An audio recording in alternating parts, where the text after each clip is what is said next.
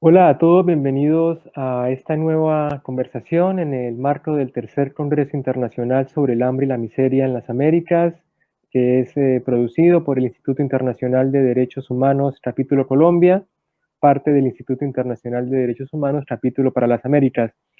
Ya estamos en las últimas conferencias, cerrando un poco estas jornadas que nos brindaron un montón de sabiduría, de expertos, de voces, nos hablan sobre los esfuerzos para combatir el hambre y la miseria, la pobreza y todos los desafíos que tenemos nosotros como militantes y como ciudadanos. Hoy hablamos con el doctor Juan Antonio Travieso, profesor titular de la Universidad de Buenos Aires y primer director de la Dirección Nacional de Protección de Datos Personales del Ministerio de Justicia de la Argentina. Es especialista en derechos humanos, en derecho constitucional y derecho internacional público y autor de numerosas obras en el ámbito jurídico. También tenemos al doctor Daniel Herrendorf, escritor y jurista, autor del Tratado Internacional de Derechos Humanos y del Código de Derechos Humanos, y autor de obras sobre filosofía general, política y jurisprudencia, y especialista en derechos humanos. A los dos, bienvenidos, ya cerrando estas jornadas de conversaciones. Buenas tardes, muchas gracias. Buenas tardes, muchas gracias a mí. Me siento muy honrado de poder participar en este congreso tan importante, con amigos de todos los países y con un calor, nos transmite un calor y una relación estrecha más allá de cualquier pandemia que haya, porque realmente la vacuna contra la pandemia es esta. Congresos como este nos permiten estar retemplados para poder estar atentos y vigilantes para poder atender a las necesidades del hambre, de la miseria, porque el hambre y la miseria no se curan solamente con alimentos, sino que se curan fundamentalmente con la fuerza del espíritu. ¿No es así, doctor? Sí, sin duda, el espíritu tiene un rol sanador, que era lo que sostenía Hegel, Claro. que la fuerza del espíritu podía dominarlo todo. Bueno, vos sabés que creo que lo he dicho varias oportunidades, pero no me canso de repetirlo. Nuestro inmortal Borges, no estoy hablando de que es argentino, Borges es universal. Me acuerdo que yo era un niño, o sea, hace muchos años, y fui a una conferencia en un pueblo perdido, el conurbano, y ahí estaba Borges. Y me acuerdo que la gran frase de Borges fue: la letra mata, el espíritu vivifica. Qué Y que es hermoso. cierto que es eso. Porque la letra mata, o sea, cuando uno entra en la letra, perfeccionando el espíritu, vos que sos un gran poeta, que Daniel Gracias. lo sabe, pero realmente, fundamentalmente, el espíritu es lo que surge de los poemas.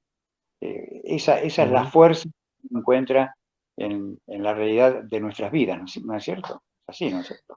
Es verdad, en general la cultura, el arte sobre todo, tiene un origen directo en la inspiración del espíritu, lo que llamamos la musa inspiradora, es un espíritu inquieto, un espíritu inspirado.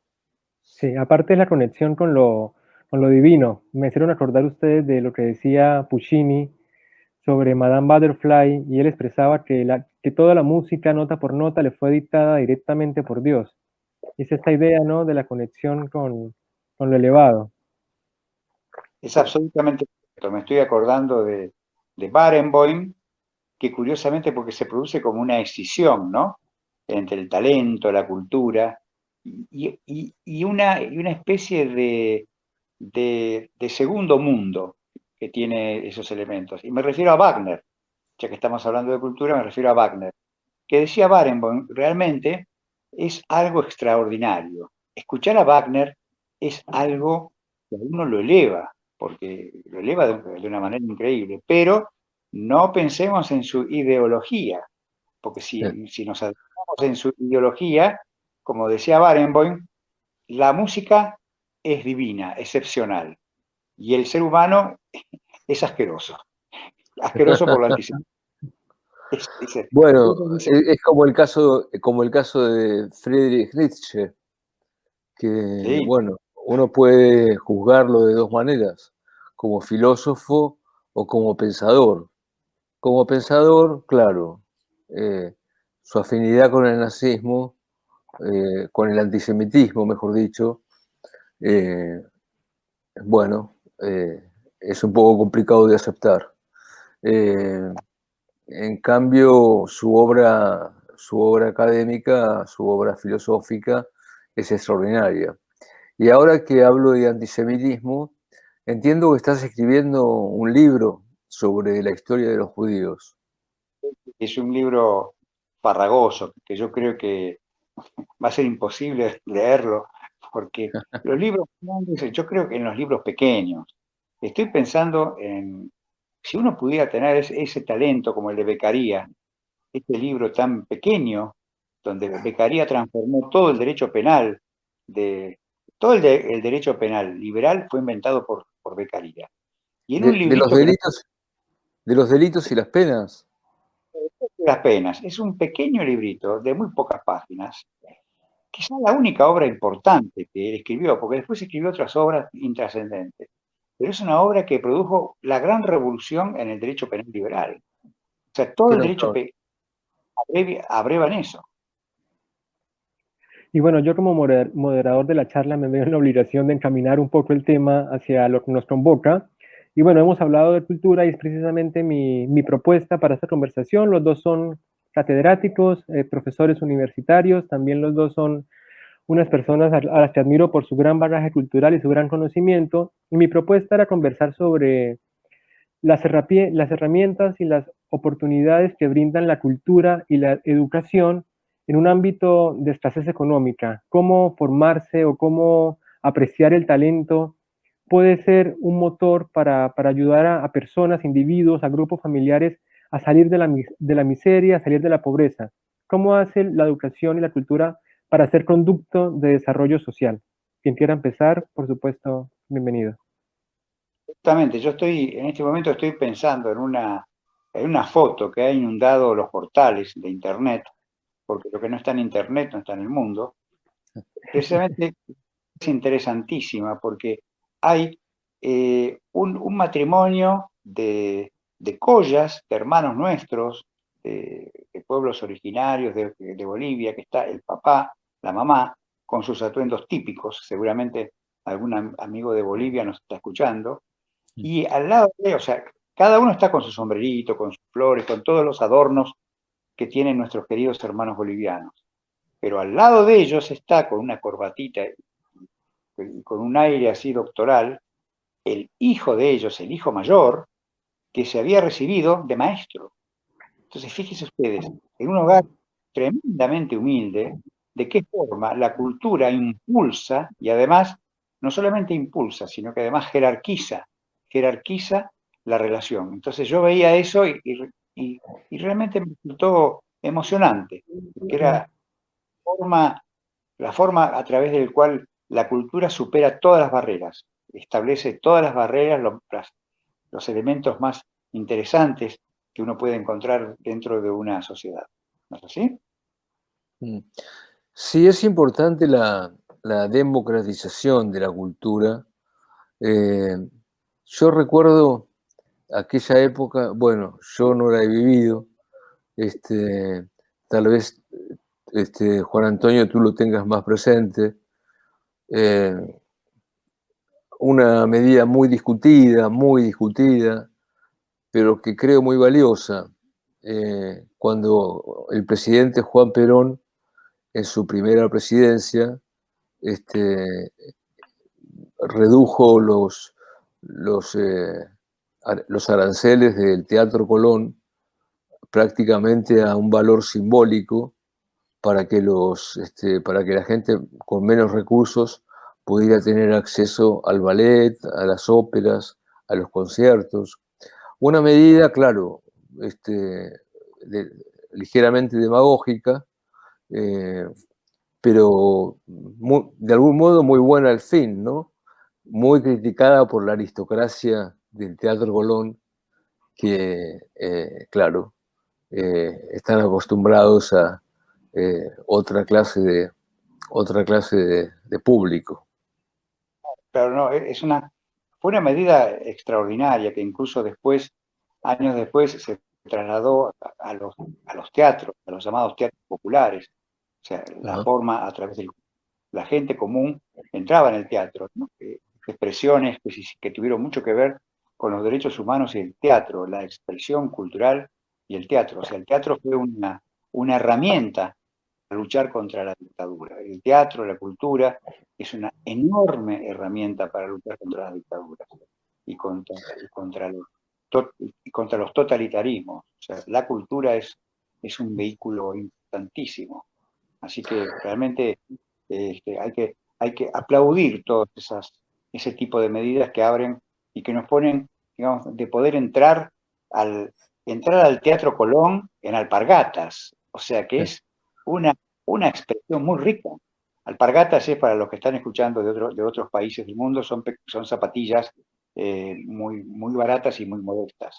Entonces, poder entrar al Teatro Colón en alpargatas. Porque el formalismo es lo de menos. Lo importante es que el arte, que puedan acceder al arte todos. Todos. Todos son todos, no algunos de ellos, no los más ricos o los que tienen más acceso a los bienes económicos, sino básicamente los que tienen interés en eso. Y puede haber un pobre que realmente pueda tener ese tipo de necesidades y de gustos. Y además gustos que se van desarrollando con el tiempo y que además les permite incluso no entretenerse, sino luchar contra el hambre y la miseria. Luchar contra el hambre y la miseria por medio de la cultura. Es un gran elemento y es un gran proyecto, que ojalá lo tuvieran en cuenta muchos de nuestros políticos, establecer esos mecanismos, ¿cierto?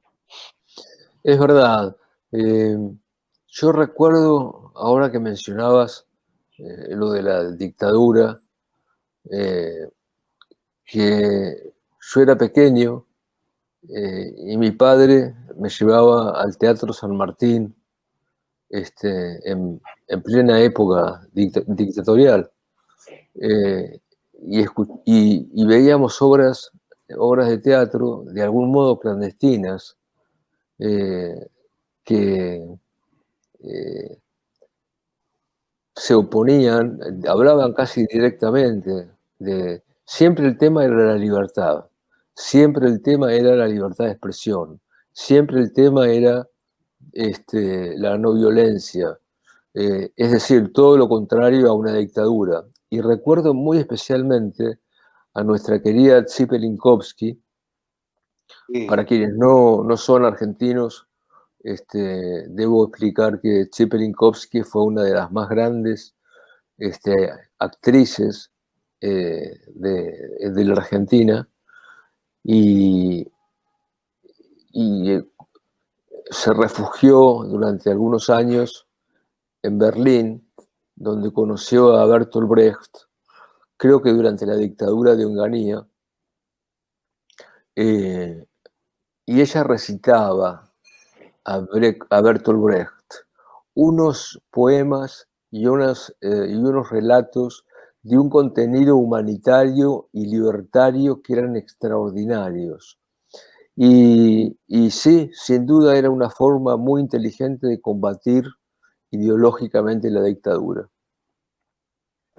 Bueno, ese era el combate de los 70, ¿no? Pero ahora, digamos, lo que nos anima y lo que obliga, incluso en este Congreso, más allá del hambre y de la miseria, es la lucha contra todas las discriminaciones de cualquier tipo, empezando por las discriminaciones contra las mujeres, y siguiendo y continuando contra el discurso homofóbico, que es un discurso que está en la sociedad. Las enormes cantidades de chicos y chicas LGTB que son perseguidos y discriminados por sus intereses de tipo, o sus afecciones, o sus emociones de tipo sexuales, que es la lucha que ahora nos encontramos pendientes de ejecutar. En estos días, el 10 de diciembre, se cumple un nuevo aniversario de la Declaración de los Derechos Humanos, pero la Declaración de los Derechos Humanos nunca hizo relación de las mujeres. Parece que se refiere más que nada a los derechos humanos de los hombres.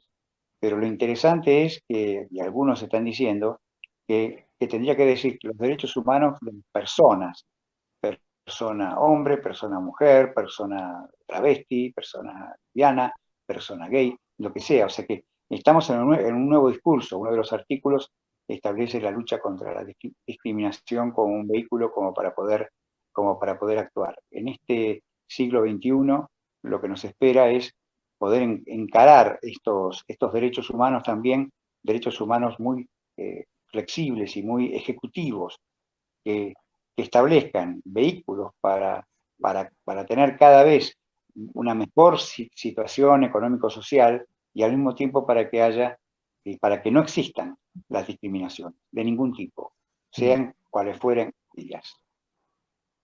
Correcto. Sí, otra de las líneas interesantes. Es lo nuevo. Sí, también quería preguntarle sobre cómo ¿Sí? se puede concebir la producción cultural. Son dos preguntas en una. ¿Cómo se concibe la cultura en el modelo económico de un país? ¿Qué tanto impacta? ¿Qué tanto es posible que se tome de pronto más en serio o que se le dé más recursos? Y por otro lado, ¿cómo ven la idea de que los artistas suelen emigrar o irse a otras partes en busca de oportunidades? ¿Cuál es esa relación con la economía que a veces impide el desarrollo nacional de manifestaciones culturales y que también invita a muchos artistas o a muchas personas que producen cultura a exiliarse, a irse a otras partes? Claro que sí, hay una enorme relación y hay un enorme problema, pero me gustaría que primero lo explique Daniel. Lo que se me ocurría es que es muy importante eh, que los países, sobre todo países subdesarrollados, tengan sistemas de becas para artistas. Es decir, que la gente pobre, que la gente sin recursos, que acaso vive en la pobreza y a veces en la miseria, eh, tenga la posibilidad de acceder a becas para el arte. Normalmente los sistemas no funcionan muy bien, son de muy difícil acceso, los estados son muy renuentes a gastar dinero en cultura, con lo cual son pocos los países que cuentan con este privilegio de poder darle a gente pobre la posibilidad de producir arte, de dedicarse a la cultura, a la música, a la danza, a la poesía, a la literatura en general. Por eso es muy interesante el mecenazgo, cosa que en América lamentablemente es muy escaso. El mecenazgo como una forma, una derivación directa de los impuestos que pagan las grandes empresas hacia un fondo que puede ser un fondo de mecenazgo cultural al que tengan acceso personas de muy bajos recursos o directamente sin recursos. Absolutamente cierto. Y uno de los elementos que se han utilizado en algunos países es directamente que el pago de impuestos se sustituya directamente con estos mecenazgos, con estas becas, con estas ayudas. Nosotros localizaríamos el impuesto en manos de quienes más necesitan, que son estas personas de pocos recursos, que no pueden, que tienen hambre, pero tienen también hambre de cultura, hambre de música, hambre de danzas, hambre de una serie enorme de cuestiones. Me estoy acordando en este momento de aquella frase que se le atribuye a Hitler, que decía que cada vez que escucho la palabra cultura, acaricio la culata de mi pistola Luger.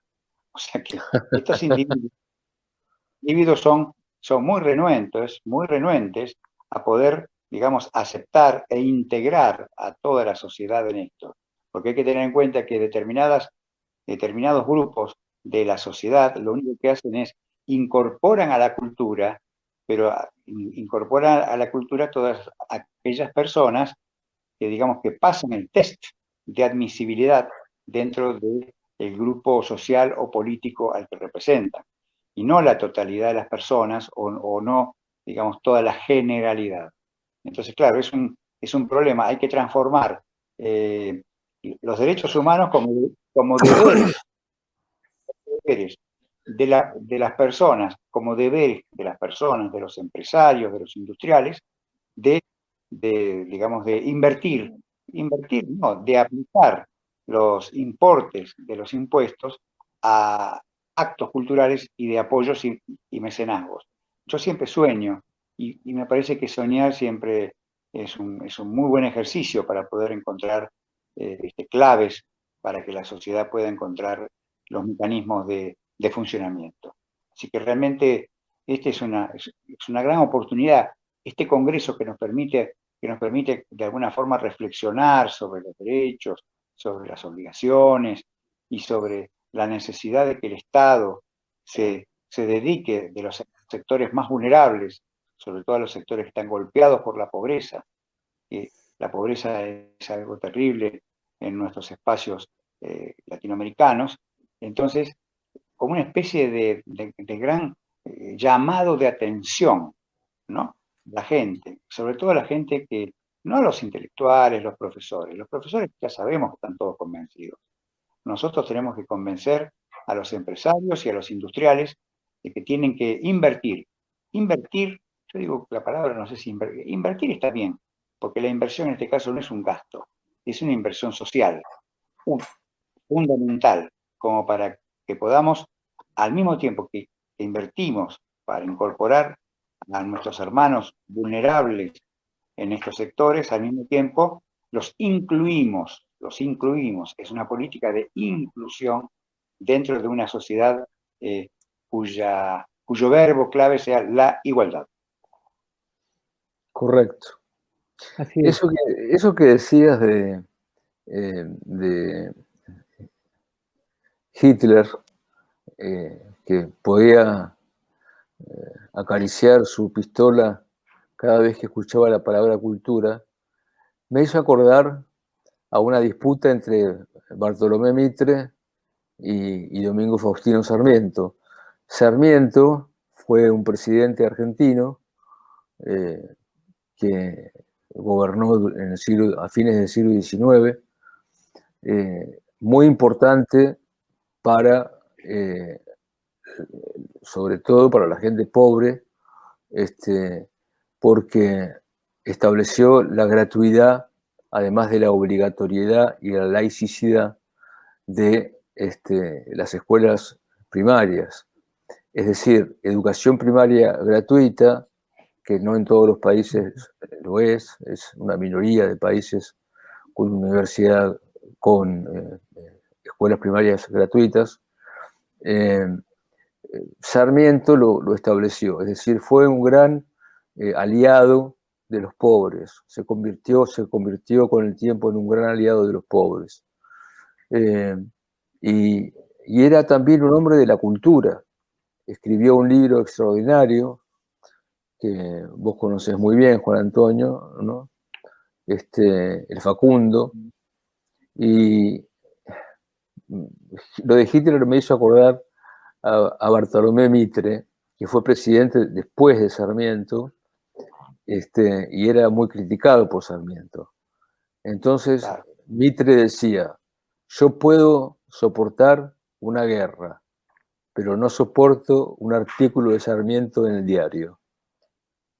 Está perfecto. Y es increíble. O sea, de qué manera, es muy bueno que hayas traído a esta mesa el recuerdo de Sarmiento, porque Sarmiento, fíjense lo que es el político, estamos hablando del siglo XIX, mezclamos la técnica con los grandes proyectos.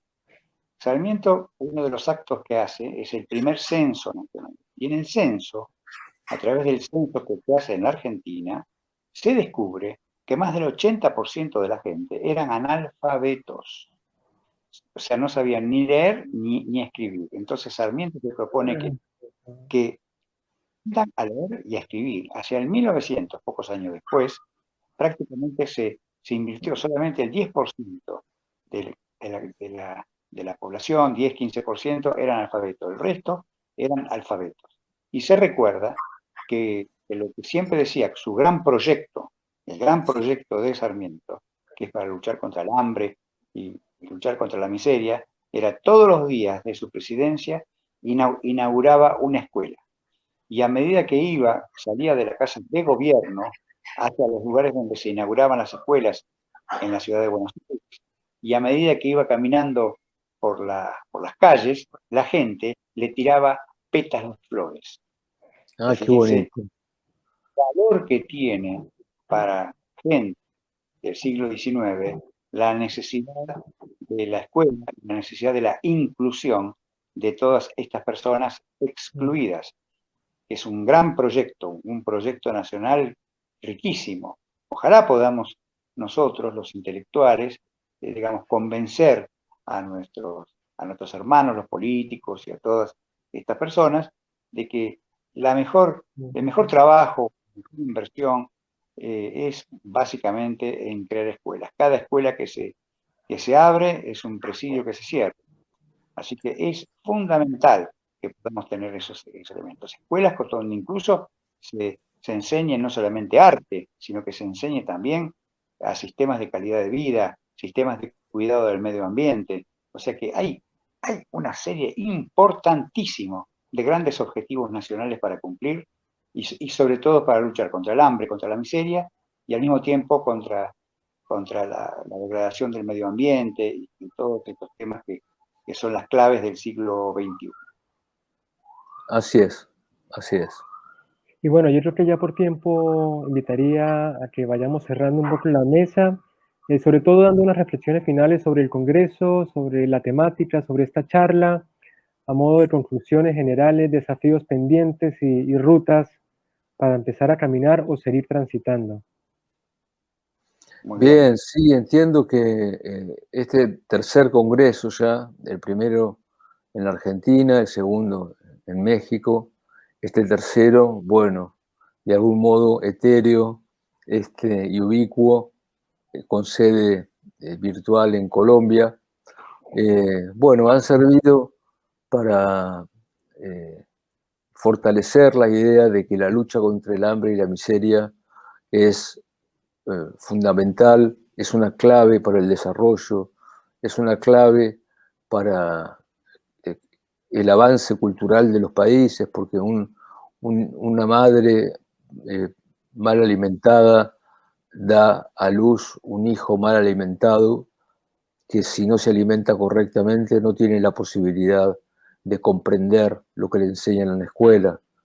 Es decir, entiendo que hacer estos congresos difunde y divulga la necesidad de trabajar diaria y arduamente por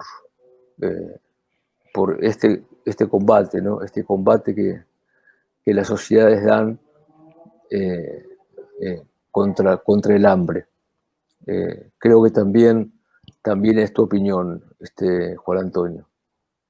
Exactamente, yo creo que estamos con estos congresos, con este tercer congreso, estamos eliminando esa creencia que todo el mundo, no digo todo el mundo, pero mucha gente supone que nosotros, los profesores, somos unos burócratas del conocimiento. Y realmente nosotros, la clave es que no somos burócratas del conocimiento, sino que somos impulsores de los cambios. O sea, los cambios siempre van surgiendo a través de nuestras ideas. Nosotros somos los que podemos soñar, nosotros podemos diseñar el rumbo, nosotros somos como, en cierta medida, los arquitectos de la sociedad. A diferencia de los políticos que tienen el manejo de la nave, nosotros tenemos dentro de la nave, somos los que le imprimimos el rumbo. Sí. Imprimir la forma de imprimir el rumbo es precisamente mover los timones hacia la derecha, hacia la izquierda, hacia babor o estribor. Hace el intelectual, lo que hacen estos congresos, en donde se generan precisamente sentimientos que a nosotros nos colocan dentro de la sociedad y nos enorgullecen y nos impulsan a que el año que viene estemos en el cuarto congreso y esta vez sea no virtual, sino que sea estrechándonos nuestras manos y estrechándonos también nuestros corazones. Bien, para ir cerrando, no solamente este conversatorio tan agradable contigo, Juan Antonio, con Yamid, debo decir que, bueno, este instituto es un monstruo de dos cabezas, porque tiene dos presidentes, un presidente ejecutivo, que aquí está con nosotros, Juan Antonio, y un presidente honorario, que humildemente soy yo. Creo que juntos, Juan Antonio, damos con este conversatorio por clausuradas las jornadas de este tercer Congreso Internacional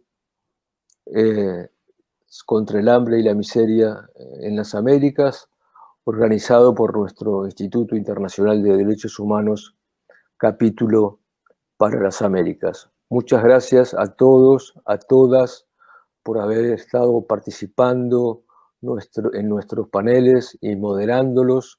Gracias a todos los asistentes o todos los oyentes que nos han acompañado. Les recordamos que este congreso que ha sido grabado estará disponible en YouTube, tanto en este momento como durante tiempo indeterminado, de manera que se puede acudir a él en cualquier momento. Muchas gracias, Yamid, por tu gran asistencia, siempre presente ante toda dificultad. Es nuestro gran reparador de problemas y un gran secretario general. De manera que, con tu venia, Juan Antonio, doy por clausurados los trabajos de este magnífico congreso. Adelante con todo. Como presidente honorario, es un honor sentarme a la misma mesa con ustedes dos. Muchas gracias, Juan Antonio, y hasta muy pronto. Un abrazo. Cariño y Yamid.